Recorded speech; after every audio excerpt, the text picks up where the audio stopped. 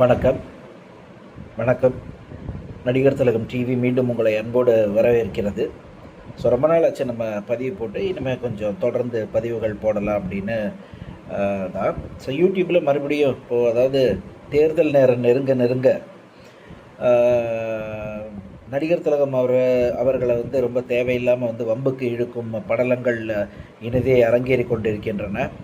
So தெரியாதனமாக அவர் பண்ணின ஒரே mistake,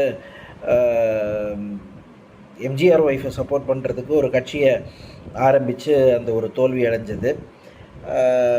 இதையே காரணமாக வச்சுக்கிட்டு எந்த பையன் அரசியலுக்கு வந்தாலும் உடனே சிவாஜியை தோத்துட்டார் அப்படின்னு ஒரு இதை பேசிக்கிட்டே வந்திருக்காங்க. ஸோ இது போகிறதுன்னு பல வகையிலையும் யூடியூப்பில் பார்த்திங்கன்னா நடிகர் திலகத்துடைய திரைப்படங்களை தொடர்ந்து அது சரியில்லை இது சரியில்லைன்னு இப்படியெல்லாம் பேசிகிட்டு இருக்காங்க.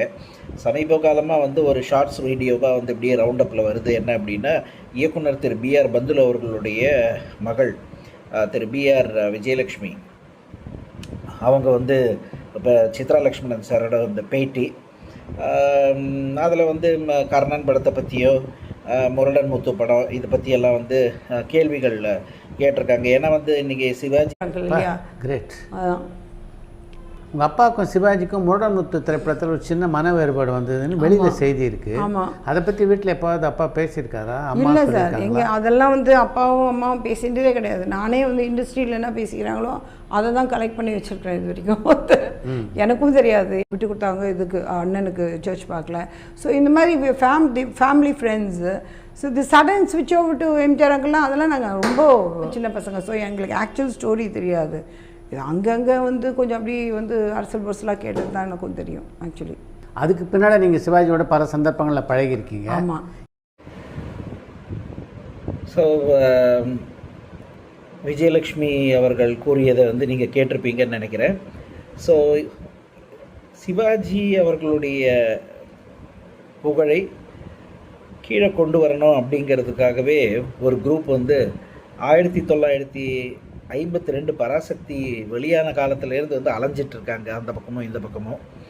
ஸோ பாவம் அவங்களுக்கு தான் எல்லா முயற்சியும் தோல்வி அடையுது.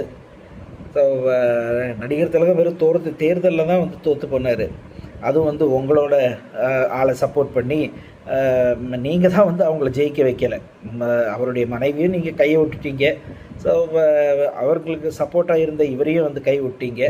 யாரையோ அதுக்கு பதில் தேர்ந்தெடுத்து அடிமை வாழ்க்கை வாழ்ந்துட்டு இருக்காங்க இன்றைக்கி அந்த கட்சியுடைய ஆட்கள் எல்லாரும், அந்த தலைவர்கள் எல்லாரும். So anyway that is a different story.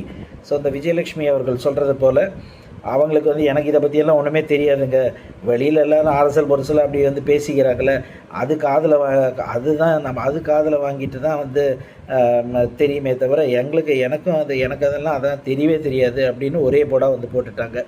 So இதிலிருந்தே தெரியும் எல்லாருக்கும் மக்களே, இதுபோல் நடிகர் திலகத்தின் மீது ஒரு வெற்று காழ்ப்புணர்ச்சியும் ஒரு கேடுகட்ட ஒரு கேவலமான ஒரு எண்ணங்களும் கொண்ட மனிதர்களால் போய் அந்த காலத்திலிருந்தே புழுகி திரித்து சொல்லப்பட்டது அப்படிங்கிறது தான் இதன் உண்மை. நன்றி, வணக்கம்.